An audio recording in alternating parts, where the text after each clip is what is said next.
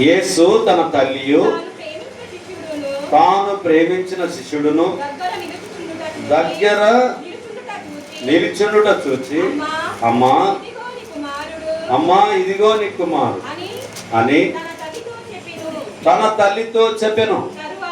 తర్వాత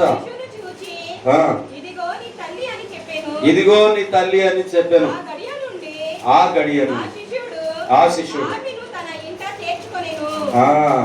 ఇక్కడ మనం ఆలోచన చేసినప్పుడు యేసు తన తల్లియు తాను ప్రేమించిన శిష్యుడును దగ్గర నిలుచుండుట చూచి, అమ్మా ఇదిగో నీ కుమారుడు అని తన తల్లితో చెప్పాను. 23 నుంచి చదువుతుంది. సైనికులు యేసును సిలువ వేసిన తర్వాత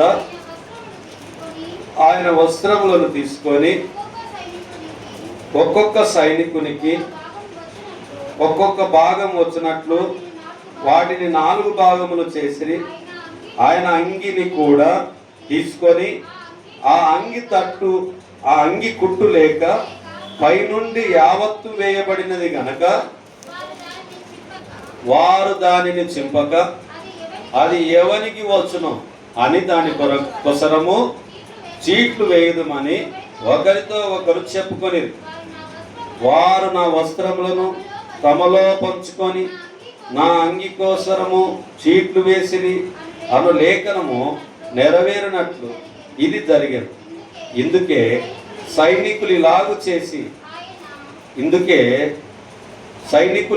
చేసి ఆయన తల్లియు ఆయన తల్లి సహోదరియు క్లోపా భార్య అయిన మరియయు మగ్దలేని మరియయు యేసు సిలువ యొద్ద నిలుచుండిరి. యేసు తన తల్లియు తాను ప్రేమించిన శిష్యుడును దగ్గర నిలుచుండుట చూచి, అమ్మా ఇదిగో నీ కుమారుడు అని తన తల్లితో చెప్పెను. తర్వాత శిష్యుని చూచి, ఇదిగో నీ తల్లి అని చెప్పెను. ఆ గడియ నుండి ఆ శిష్యుడు ఆమెను తన ఇంట చేర్చుకొనెను. ఇక్కడ క్రీస్తు తల్లిని ఏం చేసిండమ్మా? బాధ్యత అప్పచెప్పాడు. మనమైతే నేనే చేస్తున్నారా నాయన, ఆయమని ఏం చేస్తాను అని అనుకుంటాము. మనం ఏమనుకుంటాం? నాకే పానం పోతుంది, గాబర అవుతుంది, ఇప్పుడు అప్పుడు అన్నట్లా ఉన్నా నేను, ఆయమని నేనేం చేద్దు అని చెప్పి ఆలోచన చేస్తాం. మనం బాగుంటే పలకరిస్తాం, బాగాలేకపోతే ఏం చేస్తాము? ఎవరో నా తల్లి, ఎవరో మా నాయన, అయిపోయింది, అవసరం తీరింది అని అనుకుంటాం మనం, అంతే కదా.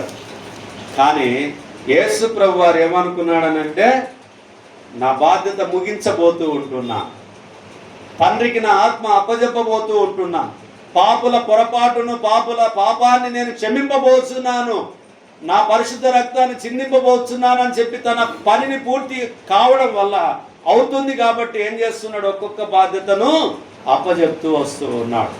తాను చనిపోతూ కూడా ఏం చేసిండు? తన తల్లి యొక్క బాధ్యత యోహాను గారికి, తనతో పాటు ఉన్నటువంటి శిష్యునికి ఆ యొక్క బాధ్యతను అప్పజెప్పించాడు.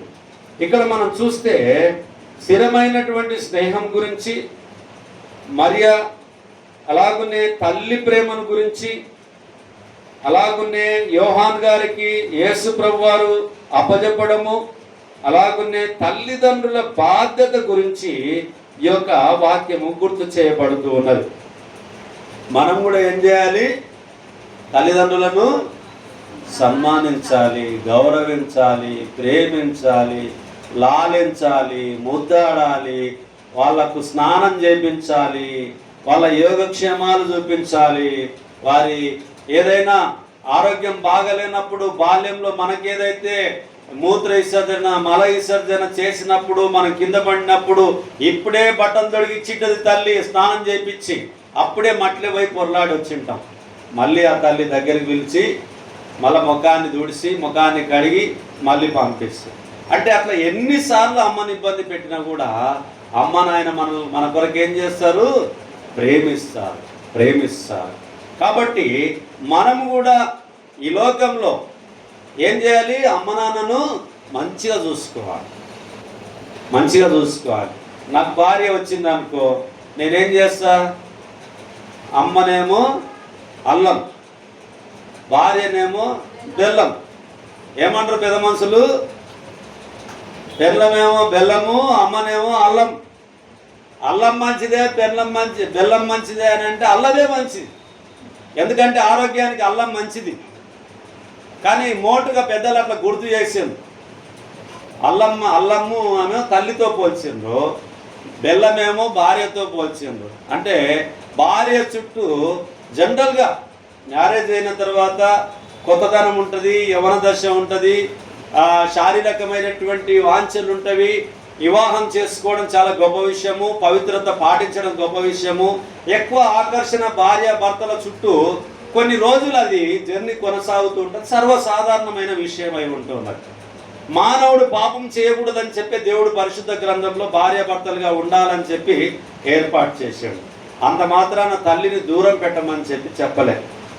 దేవుని వాక్యంలో పెళ్లిలో చెప్పేటప్పుడు ఏం చేస్తారు? నీ తల్లిని ఇడిచి నీ భార్యను హత్తుకోను అని అనేటలకు తల్లిని ఏం పట్టించుకోకుండా భార్యనే పట్టించుకోడు. అది తప్పు. భార్య యోగక్షేమాలు చూడాలి, తల్లి బాధ్యతను తండ్రి బాధ్యతలను మనం చూడాలి.